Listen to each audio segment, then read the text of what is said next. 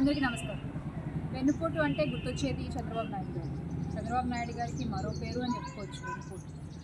మరి ఈసారి జరిగిన సంవత్సరం క్రితం జరిగిన ఎలక్షన్స్లో ఈ రాష్ట్ర ప్రజలందరినీ ఆయన చెప్పినటువంటి అబద్ధపు మాటలతో ఎంతలా వెన్నుపోటు పొడిచారో మనందరం సంవత్సరం నుంచి చూస్తూనే ఉన్నాం.